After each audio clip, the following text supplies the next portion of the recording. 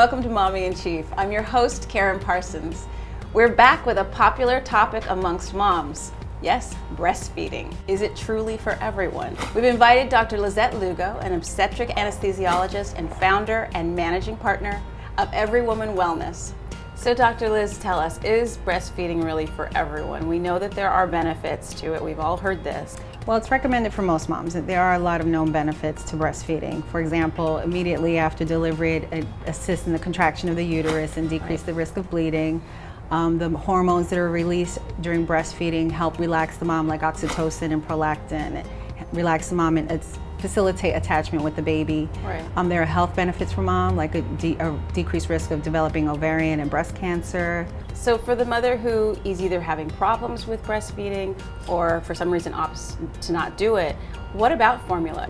Today, there are formulations that will provide adequate nutrients for the baby. Okay. So you can provide everything your child needs in terms of nutrition through formula.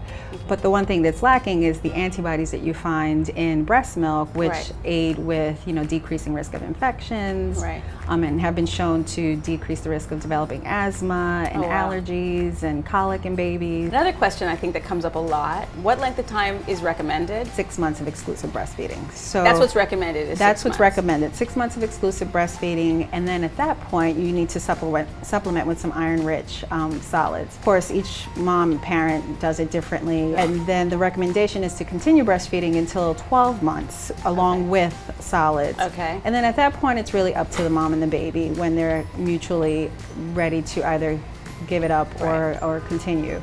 So what about nipple confusion? Because I know sometimes some people they'll be breastfeeding, they'll be doing pacifiers, they'll be doing bottle.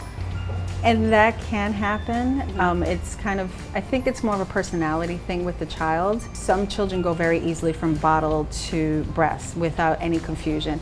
And then some moms will say, it is a definite phenomenon. They have observed it that once they introduce the pacifier or bottle, the baby does not want the breast because it's so much easier. The flow is so much easier through the bottle. Right. What about this question? Everybody wants to know about weight loss. I think a lot of women would like to know is there a weight loss, but especially after you've just had a baby. What we know is that breastfeeding is a really energy consuming process for the body, so you need about 500 additional calories a day on top of your daily requirements in order to breastfeed. Wow. So that's a lot of calories. So if a mom is not meeting her calorie requirement, then she will likely lose weight. Okay. And it really depends. It's difficult for new moms especially to kind of maintain that calorie. I think one thing that's really important was that even if for some reason, for whatever reason, a woman isn't breastfeeding, chooses not to or can't, that they still will bond with their child. Bonding will occur.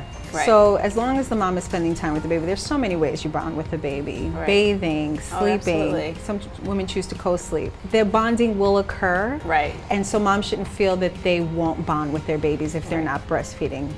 Well, thank you so much. Thank you for having me, Karyn. I really appreciate this. This is really good. Thank you. To connect with Dr. Lugo, visit her at everywomanwellness.com or follow her on Facebook, Twitter, and Pinterest at everywomannyc. Be sure to tune into Mommy in Chief's next episode when we have the ultimate debate, vaginal birth versus C-section. You don't want to miss this discussion. For more information on today's episode, log on to our website at MadameNoire.com/mommyinchief. Follow us on Twitter at MadameNoire and like us on Facebook. And you can always find me on Twitter at Karyn_Parsons and sweetblackberry.org.